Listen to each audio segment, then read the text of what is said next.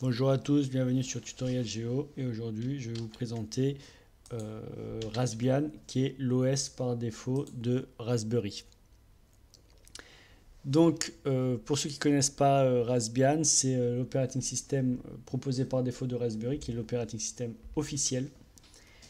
Raspbian qui descend d'un cœur Debian, donc c'est du Linux derrière, et qui propose des fonctionnalités orientées bureautique et navigation web. Voilà. Donc ça c'est vraiment les fonctionnalités par défaut. Donc on est devant un OS bureautique adapté en termes de ressources au Raspberry Pi, qui je le rappelle sont des PC avec des cartes mères avec peu de ressources, car la philosophie originelle de Raspberry, pour ceux qui ne savaient pas, c'était de proposer des PC à 20 $.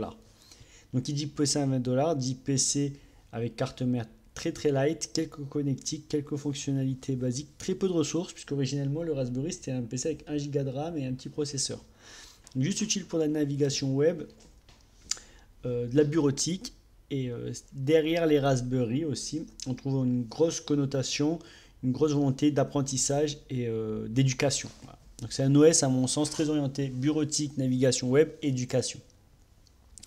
Donc qui propose une gamme de logiciels basiques et euh, on va dire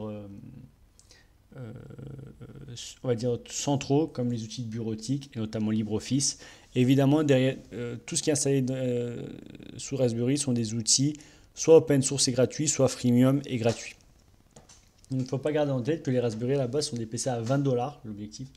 Donc faible, peu riche en connectique et euh, avec peu de ressources, mais très très optimisé en termes de consommation de ressources. Ce qui fait qu'on peut faire tourner pas mal de petites choses sans que cela consomme énormément de ressources.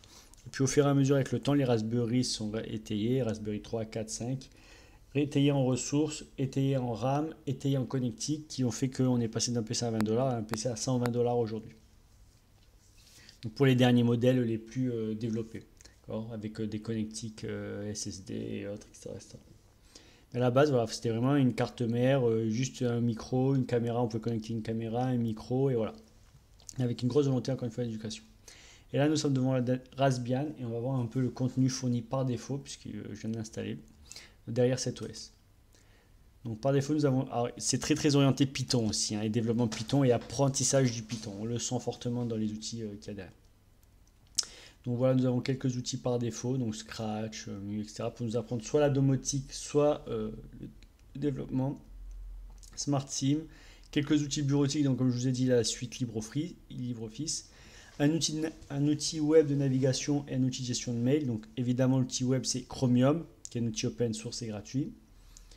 Lecteur média VLC, un petit outil de visionnaire de jeu.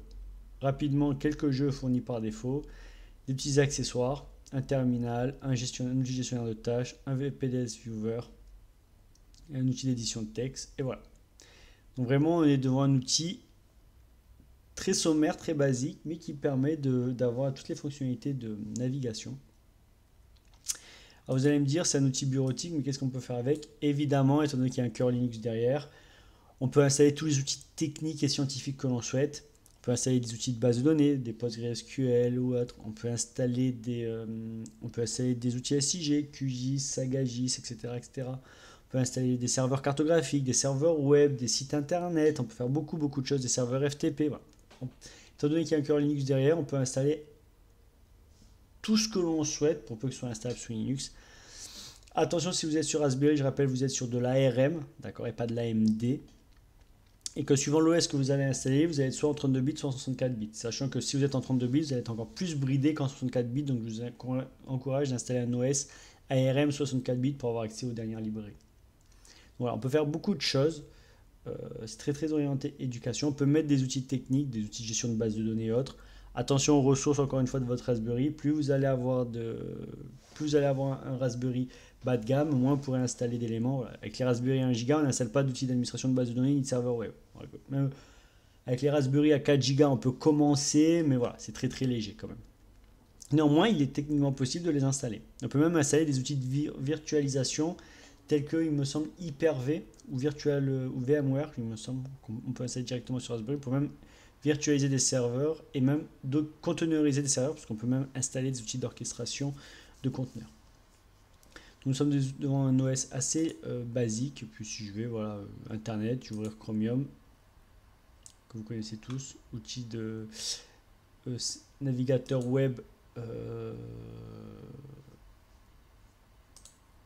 open source. Là on est devant le Chrome Store, donc voilà. Donc on peut faire pas mal de choses. On peut, allez hop, là, on va aller sur Internet, raspberry.com. Donc on va voir les prix d'un Raspberry. Bon, je suis pas de pour Raspberry, mais même si j'ai plusieurs Raspberry chez moi, donc j'adore. Donc Raspberry OS, c'est ce qu'on utilise là. Après, on peut étayer avec pas mal d'équipements, parce que c'est très orienté domotique aussi. Donc voilà, vous pouvez installer par défaut, c'est vraiment une carte mère, et vous pouvez installer aussi vos propres systèmes de refroidissement, ventilateur, voilà, cherchez. Et vous avez voilà, nous, pas mal d'outils disponibles, pas mal d'OS différents. Moi j'ai mis Raspbian qui est le plus démocratisé, mais il existe d'autres OS que vous pouvez installer sur votre Raspberry. Je vous remercie d'avoir regardé cette vidéo et je vous dis à bientôt pour de nouvelles vidéos. Bye bye.